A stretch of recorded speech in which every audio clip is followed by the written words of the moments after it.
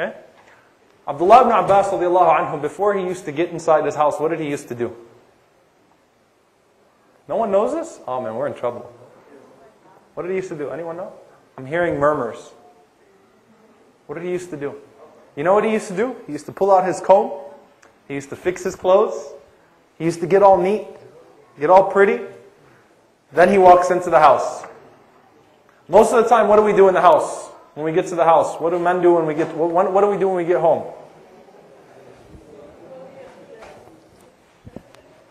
You know, get down to our pajamas, whatever it is, sit on the couch. I'm hungry.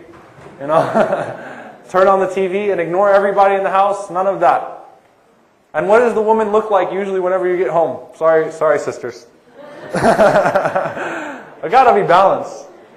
Is she dressed up looking nice for you and those types of things and wearing her nicest clothes and saying, Ahlan wa sahlan ya zawji?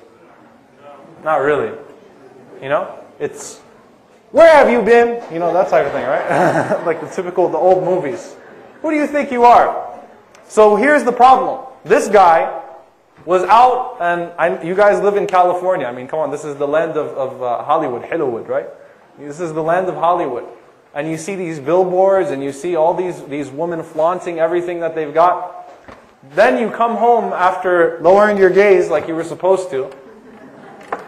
And yeah, you know. And then on the opposite side, the husband that was supposed to be dreamy when he comes home and all those types of things, because again, we're into all this fantasized culture and these types of things.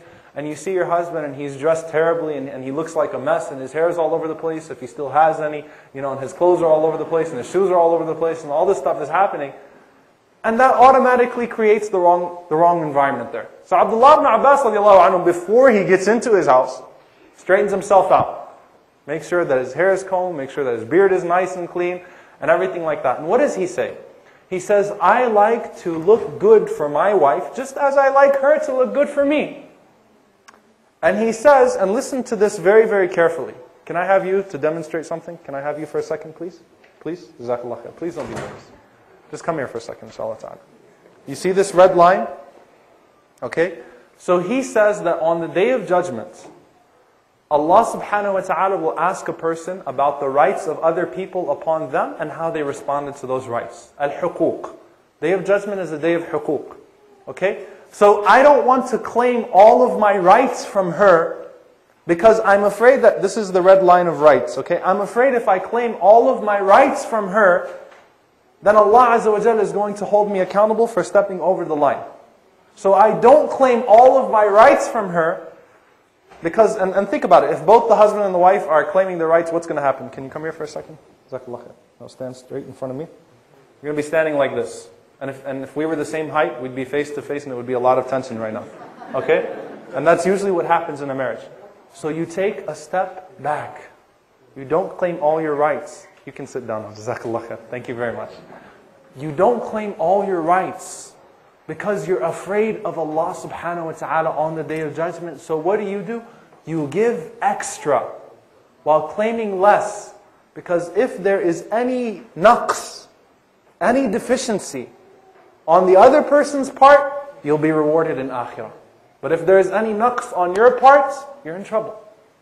So treat all of your relationships this way.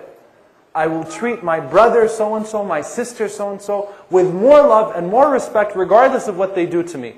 My wife, my husband, with more love, with more respect regardless. Why? Because I'm looking for the reward of a shakur. The more extra I give, the more that will be given to me. And whoever does not thank people, does not thank Allah subhanahu wa ta'ala. And we also established tonight, whoever does not thank Allah Azza wa Jal, does not thank people. Inshallah ta'ala, I'll stop there. Jazakumullah khair. أقول قولي هذا واستغفر الله لي ولكم. جزاكم الله خير على حسن استماعكم. I don't know if there's questions or we just go to Salah now.